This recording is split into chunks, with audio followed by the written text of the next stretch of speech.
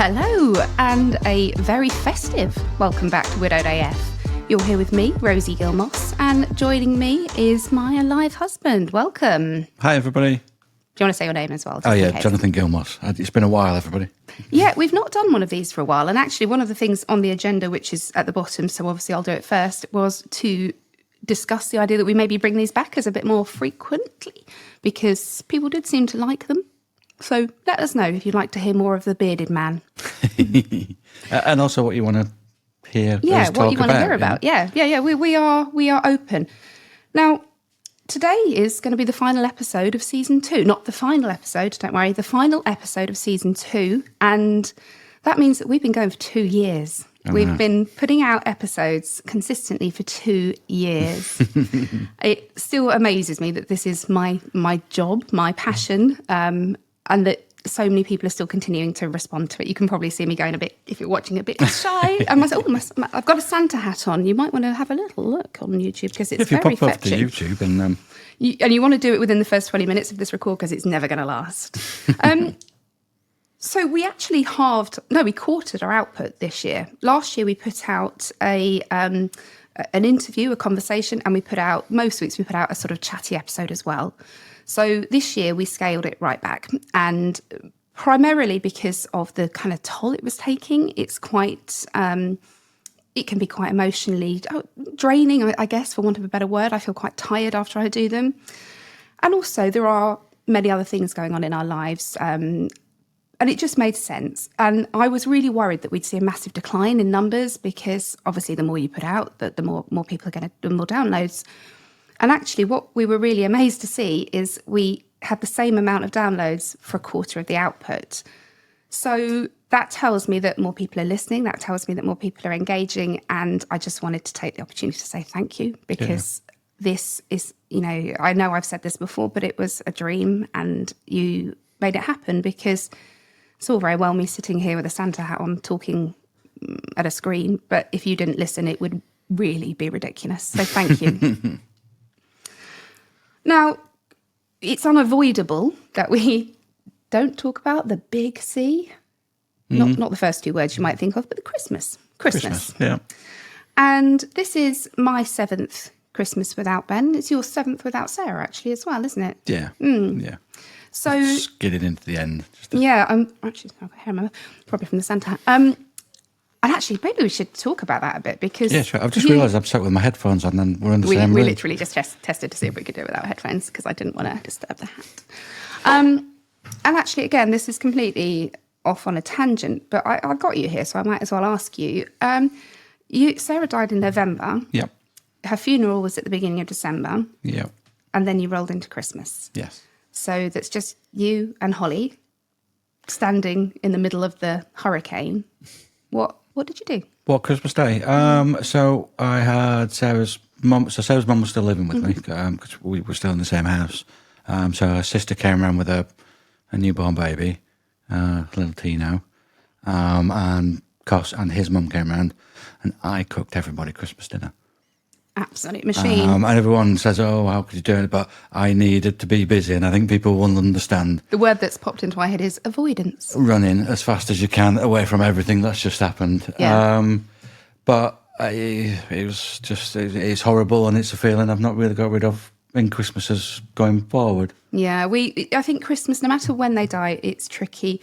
The first year for us, I didn't know what to do because we really loved Christmas as a family, and I know you and Sarah did as well. And I didn't want to have Christmas at home. It felt, that empty chair would have felt far too prominent, I guess. I didn't really want to go to Ben's family, because I had such treasured memories of the massive Moss family Christmases. And I didn't really know what to do, and I didn't have a lot of money, and I also didn't have a lot of sense. So I, probably after a skinful of wine, booked a week in Cape Verde for Christmas. And my parents, thank God, came with us because I don't know, as I could have done it on my own. And they say we had sort of this, it was quite a good setup, actually. It was like a 2-bedroom little apartment. So, because Tab, I still had bottles and things. And we had an all right time, it was all right. It was completely different. We'd never been away for Christmas as a family before. Yeah. So it was totally different. It wasn't a happy Christmas. It wasn't. No. And kind of to really compound it, and be careful if you've got little ears listening to this, because I am going to talk about the man in red. My eldest son, now I've talked a lot, or I've mentioned several times about this white lie I told when the police came to the door, which was, in a panic, I said it's about the dog, poor dog. Now, because I had lied at a very cataclysmic time, for want of a better word, this stuck with Monty. And it was one of the things that therapy and things we've been able to unpick. But long story short, he asked me outright if Father Christmas existed. I'm saying that really quietly. There's no kids in the room.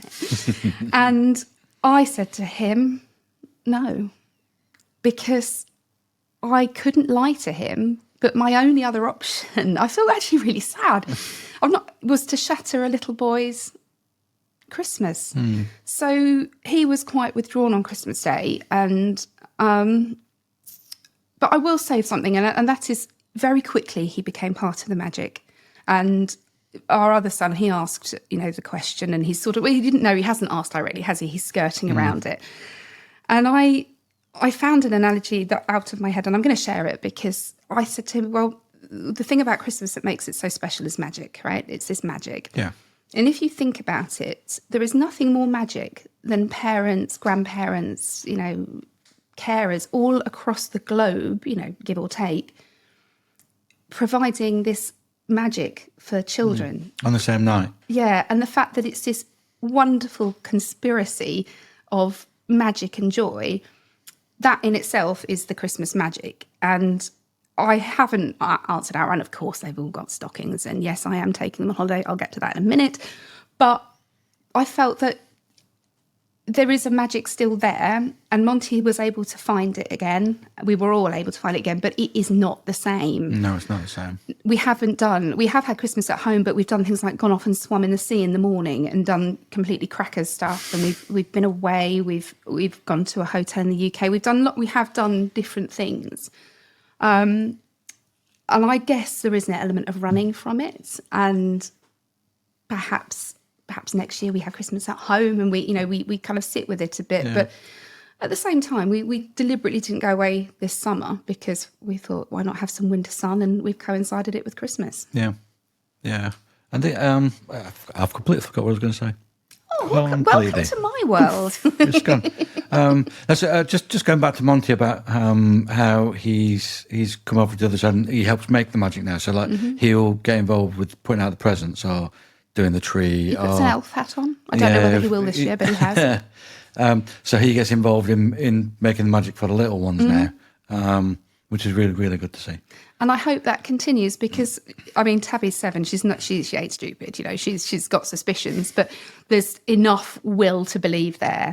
So that's kind of their duty now to their sister to do what, we've done for them.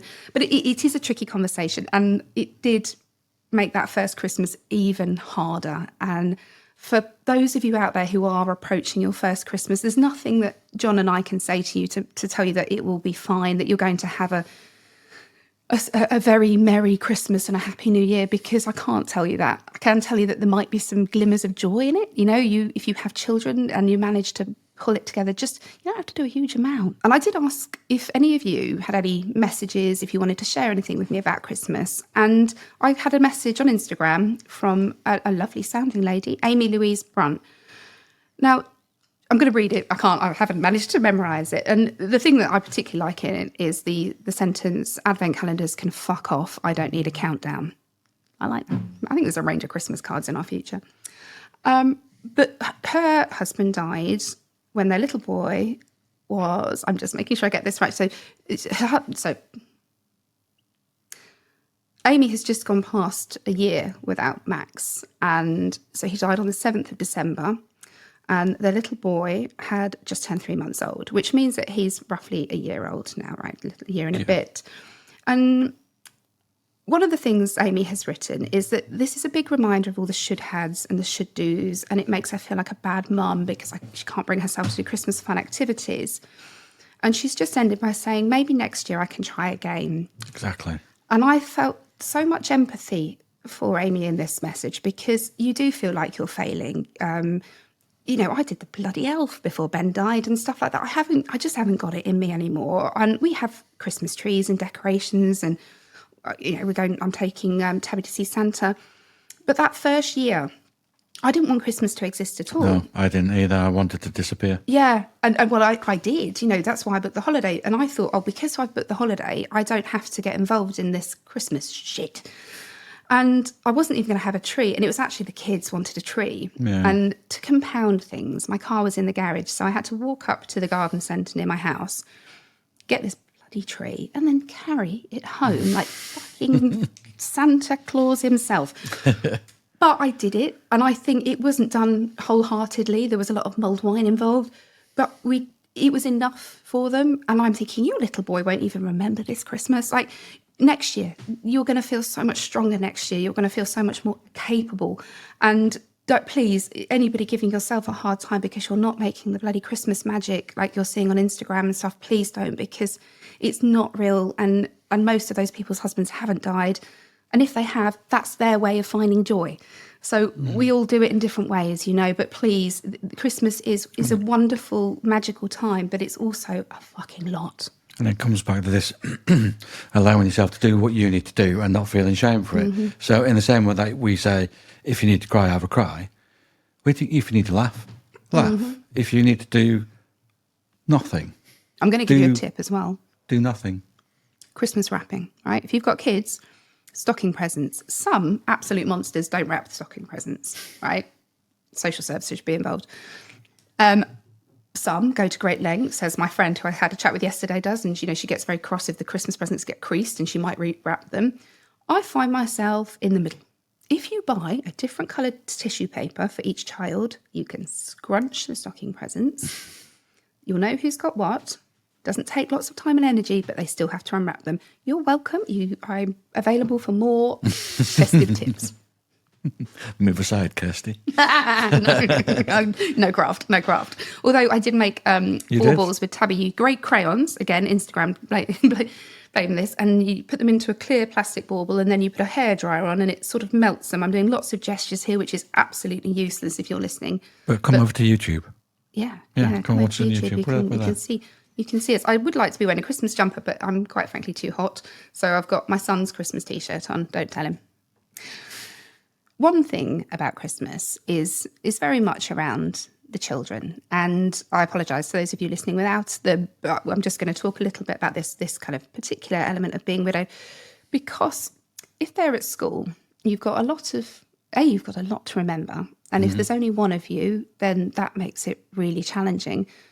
But also you've got things like nativity, carol service, Christingles. There's an absolute myriad of things that are all going to make you cry. Because I challenge any bereaved parent to go and watch their child do a performance of any kind and not cry. And we went to Tabby's she's just started year 2, but they don't do nativity from year 3.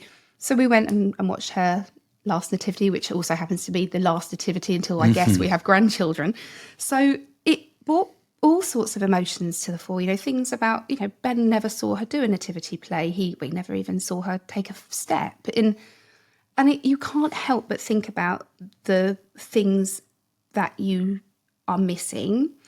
And when it comes to the kids, there is a lot of masking up and, carrying on regardless. And family plays a really important part in this. But for some people, their ex-in-laws, their former in-laws, I don't know what the correct term is here. There's variant We'll just call them outlaws. Outlaws. And they have distanced themselves from both the widow and the children. And at times like this, it can make you feel very lonely. And we all need a place to belong. And sometimes that comes from building our own communities and having friends around for Christmas. But I also understand that asking for help, saying that you're lonely, saying that you would like some support, especially actually if you are completely on your own without the kids, that's really hard. Now, I'm going to play you a clip now. This one is from the lovely Orla. Orla's episode hasn't aired yet, but she has recorded with me, and she has the most gorgeous Irish brogue. So have a little listen to Orla, and she's going to talk a little bit about what she's planning to do this Christmas with her son. Christmas changes when your person has died. It's full of what should be, but can't. It's so hard for the first few years as you try and figure out how to do it. Even surrounded by people, you can feel so alone. My son and I unintentionally started a new tradition. We sometimes go to the gorgeous Christmassy garden centre where we used to go as a family to get our tree each year. Sadly, we only got to do that 3 times. And my son chooses one of their very fancy baubles, which we then put on the tree for his daddy. We're still finding our new normal for this time of year. Christmas was once massive, full of family, but that's changed a lot, as so much does change. Relationships change, what feels right changes. You're just trying to look for your new normal. I've yet to hit that sweet spot, but this year I feel like I want it small, cosy, just my son and I. What feels right for you this year? One sort of quite common theme is people trying to find a way to remember the person that they love at Christmas is like ornaments. And I think that is one of the loveliest and simplest ways that you can incorporate them into your Christmas. It is, yeah. And somebody had made for me a little Christmas decoration. It's got a tiny little photo of, it's actually the only photo of the 5 of us, really, because not many exist. And I always pop that on the Christmas tree. And that somehow makes me feel like we're involving Ben. And we've got one for Sarah that says Mummy on one side and Sarah on the other. And just that gesture of putting them on the tree is one way to make them feel more involved. Now, one of our listeners, Sue Bushnell, she also sent me a lovely message via Instagram, and her husband died just in May. So this is her first Christmas without him. And while she says here, I love Christmas, the lights, the food, the games, and spending time with family and friends. I feel so lucky so much of the time that I'm well supported. However, I don't want to impose on my daughters and their families, and I need some quieter time to reflect. My 3 young granddaughters, however, keep the joy. And I get that. I get that feeling of not wanting to be in imposition, although I suspect, Sue, that they wouldn't find you in imposition at all. But I also get this idea of wanting to be alone. Yes. Because Christmas it's noisy and it's joyful and it's chaotic, and sometimes even being in that environment is just too much. But one thing, and we bonded over this, is that one of her granddaughters found Grandpa's flying pig angel in a box of decorations. Now, flying pigs are a bit of a thing in my house as well. The school our eldest attends, the school motto is a flying pig, because the founders were told they had as much chance of the school succeeding as of pigs flying. And so I also have a flying pig on my tree. But that's a kind of an example of keeping their, the grandchildren, that flying pig, that's Grandpa's flying pig, that and the fact that she says here that they were belly laughing, that it can come in the most mysterious of ways. Can it? Yeah, it can. I think on that first Christmas we'd all finished dinner. We were in the front room, and I was playing on. I got one of those old Xbox arcade machines with all the old games on. And me and Holly were playing a game, and then she started playing with Danan. And I do have a video of it, but Lorna's laid on the sofa, and she just looks done. I mean, she just given. She had a C-section. She had quite a difficult birth with CJ. Then her sister died. And then literally 4 days after that, her sister died, and then rolled into that, so she was out cold. But you could just see Lynn. She's got this controller, and she's just swinging her body left and right, but not moving the controller on the screen, so it's not doing anything. And Holly's just laughing her head off. And it's just these little pockets of laughter, but everything around it just felt cold. And that was probably my first experience of like that duality of feelings. And it is important to look for those. I think, I don't know whether Donna Ashworth coined the phrase glimmers, but it's something I've heard her talk about. And it's these, you have to look for the little glimmers, because those are the things that will keep you going. And it might be, I actually did it. I mean, it kind of gives me the ick a bit now, but it was important to me at the time. And for the first, maybe 6 months, I documented one single moment of joy every single day, because I felt that if I could do that, and by doing it publicly, it kind of pushed me to do it, Yeah. I would realise that there was something in every single day that was bringing me a small bit of joy. And it might have been the baby smiling. It might have been, the cat not shitting in the house. It might have been something really small, but there is a little bit to be found. Mine was say yes. Yeah.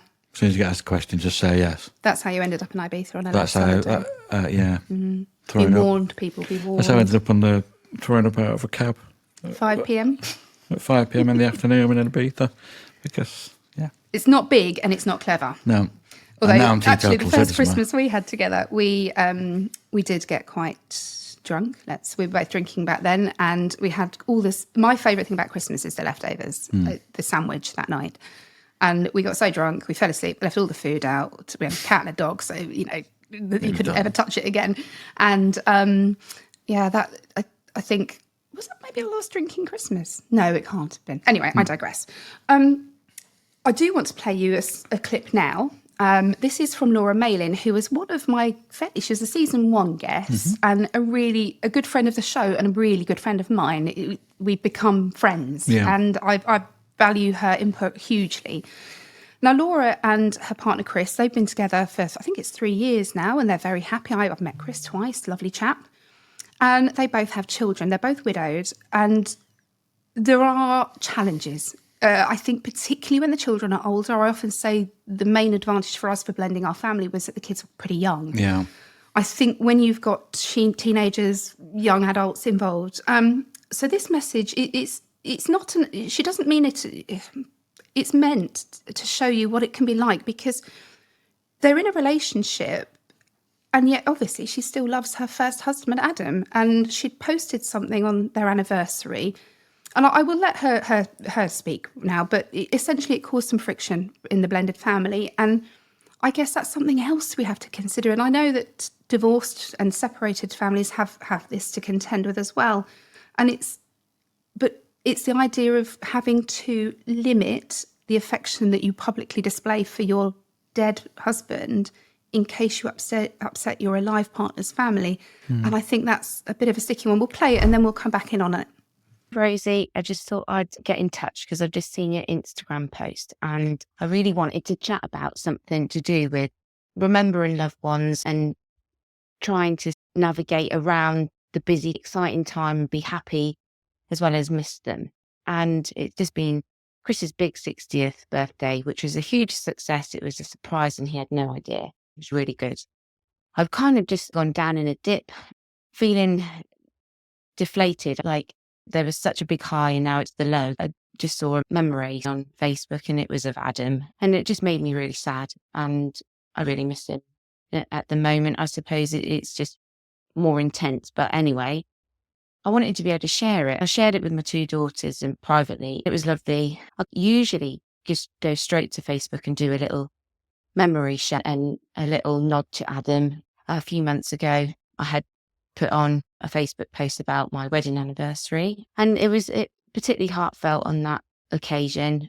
Some of Chris's children saw that on Facebook and didn't interpret it well at all and quite incorrectly. They obviously thought it was insulting to their dad. And I would never want to do that, especially not on social media. Like that would never happen. I don't feel like that anyway.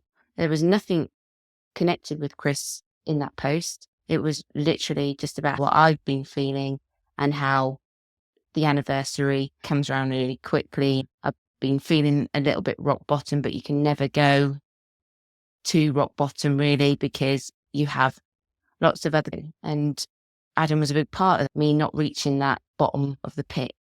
So they said something to Chris. The eldest one did, and Chris spoke to me about it. It was obviously playing on his mind, and I showed him the post. He said he was okay, and I thought we were at that stage where things were okay. I don't know whether it's Chris trying to make out that it's not hurting him, but actually it is. I wasn't aware of that.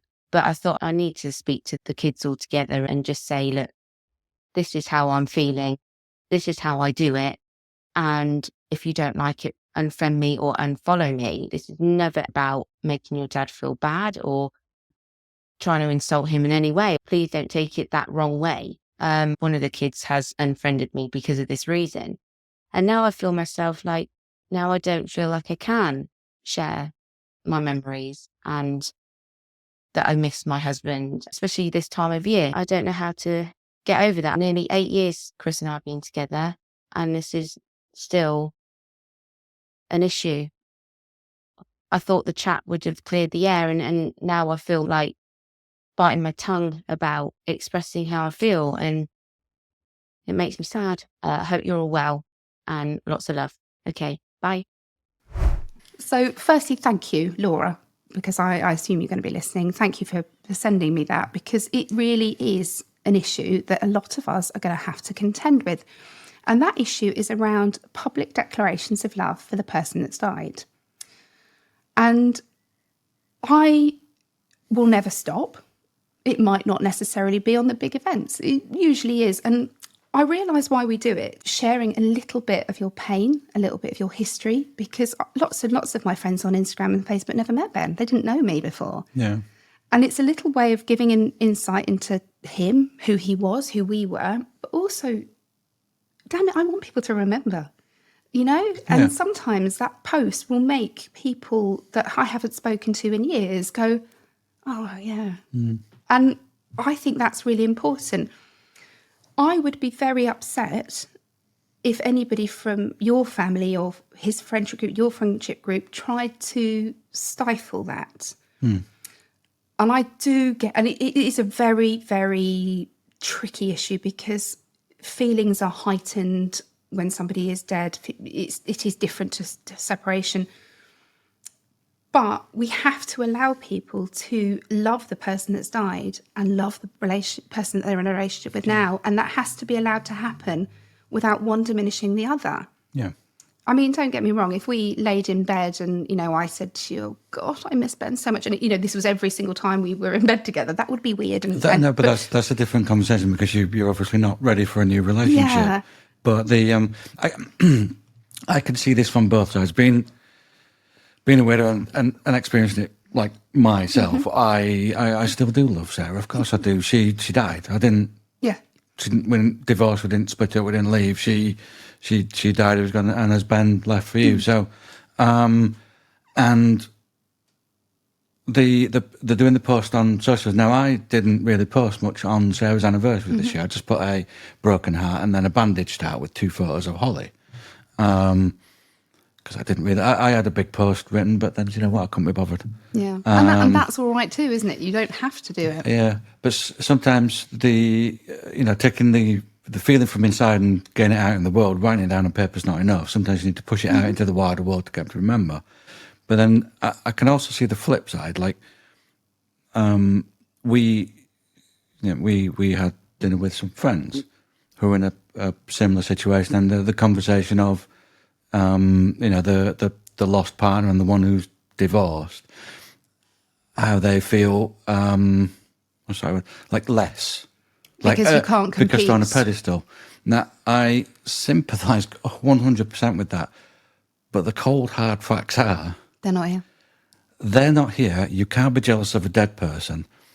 If you are, you have to consider the relationship you're in, because you cannot ask this person to change their feelings. They can't. It's physically impossible. Now, you might be divorced. You may still love your ex-wife, but decided to move on, but you still have a soft spot and you have a really good friendship. This does happen.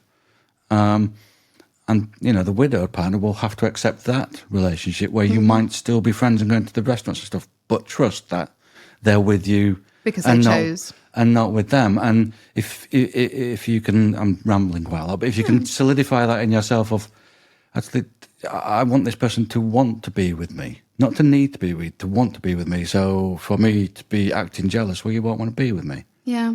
And you're right. It's an exercise in futility, isn't it? There's nothing you can do about it. But I think another issue is that other people's expectations of you and how you should behave and what you should post. And many people will have comments, about the fact that they are openly grieving and how that might impact on, the new relationship they've got. And I think that is a really important issue, because we have to be allowed to grieve in the way that we need to. Yeah. And for some people, it might be pouring your heart out every single day in long, rambling social media posts. But if you don't like it, you can click the unfollow button. Exactly. Yeah. It doesn't do, you don't need to tell them that what they're doing is too much. You don't need to say, it's making me uncomfortable, it's making my mum uncomfortable, whoever. You just unfollow them and mind your own fucking business. I know that sounds Look harsh, away. but unless they are doing something that is incredibly disrespectful, incredibly unkind, rude or harmful, hurtful, then how they decide to process their grief and express it is really none of your business. And in this case, I don't believe it was Chris that was upset. It was his children. So it's the extended family that have a perception of how you should behave. And quite frankly, I think a lot of us are sick of being muzzled. We want to be able to talk about what happened to us and how hurt we still are. Yeah, and the other thing for the non-widows that are listening, when you see these posts, and if they're posting every single day, like look into their words, try and find out what do they need, what are they trying to tell someone. Yeah. Because it might just be go around and have a cup of tea. No one's been to see them. They're at month 7 and everyone's disappeared, so they start to wail online and so see it as a little siren. And if you want to check in on them, check them. If you don't, that's also fine. But make sure if you're in their circle, look out for them. Yeah. And I think there's something to be said about Christmas there as well. Don't assume that because somebody appears happy, whether that's in a relationship or not, assume that their heart is still broken and maybe just send an extra text, just thinking of you and the kids at Christmas. It doesn't have to be a card. I've seen the price of stamps, Jesus. But a text is ample, I don't expect other people to sort of mollycoddle us throughout the rest of our existence. That's an unreasonable expectation. But if you know somebody who's widowed, particularly if they are freshly widowed at Christmas, time, companionship and just a little bit of acknowledgement is really all they need. And the other one, if you do the old, you're coming round here for Christmas dinner, you're not going to be alone Christmas dinner. Right? Sometimes that can be a bit too much because they're full of grief and they don't know what's going to happen on Christmas Day. But just send them a message going, listen, we're going to set you a table. We've got plenty of food. You want to come? It's there. If you don't worry about it. We'll send you a box round afterwards. And sometimes that loose, it's there if you want it, but we don't mind if you don't. We'll allow them just to pop their heads in. A sort of a low demand invite. That's another thing, isn't it? You could say, either I'll pop in and see you, I'll bring some mince pies, or I'll bring you a plate of dinner, because some people might not want to leave the house. Exactly, yeah. Or you say I'm always cook far too much, it's no pressure. And actually, particularly if people have got kids, because I had 3 young kids and I felt very much that nobody wanted me because, in terms of social events, because we came as quite a rowdy tribe. And if it makes your day a little uncomfortable, then maybe say, come around for an hour. Pop around for an hour in the afternoon. Or you pop there. I'm not trying to tell people how to live their lives and support people, but I do think offering the widowed or the bereaved in any situation a little lifeline at Christmas is a kind thing to do. An optional one, though. So a low pressure optional one. Yeah, that's it. A low demand invitation. If you feel like it, there is a space for you. And they may not take you up on it, but that doesn't mean they aren't incredibly grateful for the offer. Yeah, just the offer alone can make them feel not as alone at Christmas. And let's be honest, a lot of widows are really skint at Christmas, and that's tough too. All these ostentatious trees and piles of presents under the tree when you're struggling to find enough to buy the basics. That can be very that can just add another pressure on. And it's not. I won't go off on an entirely different topic, but just bear that in mind. Yeah. Now there is a far more serious concern at Christmas, John. Okay. If your husband dies. Who goes into the loft to get the decorations? I mean, I wouldn't know. And I realise that is a very stereotypical attitude. And of course, women are more than capable of going into the attic to get decorations. But let's face it was a blue job. And Corinne Candish, she agrees with me. This is another beautiful accent, Scottish this time. Gorgeous. Hi, Rosie. Thought I'd send you a wee message regarding your recent post. Quite a few things that are really shit for me at Christmas time.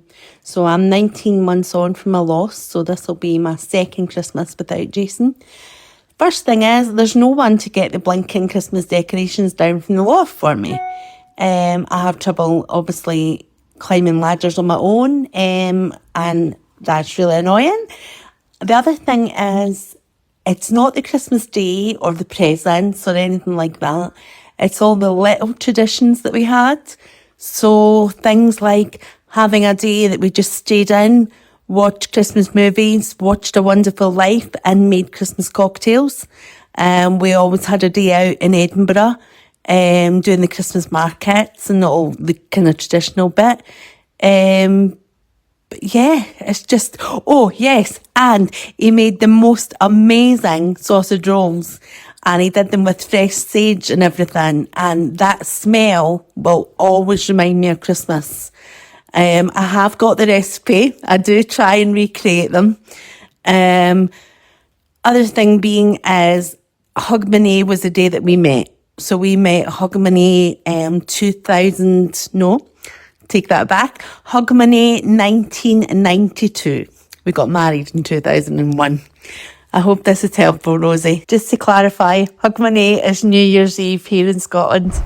Thank you, Corinne, for that. I very much appreciate these messages, and I hope that you have a lovely Hogmanay. Now, just before we wrap up, I will just tell you that we are going to be opening the invites again. So anybody that has sent in an application, you will get your invite, your link to book in from January. If you're thinking of coming on, I will tell you that we're booked up to March already before these could go out. So you might want to get your applications in. I think that's it for admin. But I don't think I've got any more. This is our last episode of the year. So I just have one little one to know, because this would be way easier than emailing everybody. So the guests who've recorded, but your shows haven't gone out yet, because we've slowed down the cadence of the releases. We're going quite the buffer, which allows me and Rose to go on and move on to other projects and get things done. They're on the way. I will let you know probably the week before they go out, because we're scheduling them more on interest-based rather than recorded time. Yeah. So even when you're coming for your record, there will be a delay before your episode goes out. Yeah, which is why I can wear my Christmas hat for any of my records this month, or any sparkles, because it really messes with continuity. So, and we're going to Jamaica. I realise I referenced we're going on holiday. We're going to Jamaica. We are smug bastards, I know, but quite frankly, we need it. So we fly out at the weekend. My parents are house sitting, so nobody worry about us getting robbed. And we will be back home to celebrate the new year. And I'll try and keep you guys updated with some pictures and things so you can see what we're up to. Please do the same. I'd love to see what you guys are up to. And the messages that you send in, I know I'm a little bit slow replying sometimes, but every single one of them I do appreciate. And I appreciate every single one of you for listening to me for another year. Here's to another one. Here's to 2025. I don't ever dare say here's to a great new year, because I did say that one year and look what happened. But from our broken hearts to yours, thank you for being part of this journey, and we will see you in the new year. Lots of love. Bye-bye. Thank you for listening. If you found this episode helpful, hit follow or subscribe so you don't miss the next one. And if you think someone else may benefit from this, please do share. We'd also really appreciate a quick review. It helps more people find the show. Thank you again, and see you next time on Widowed AF.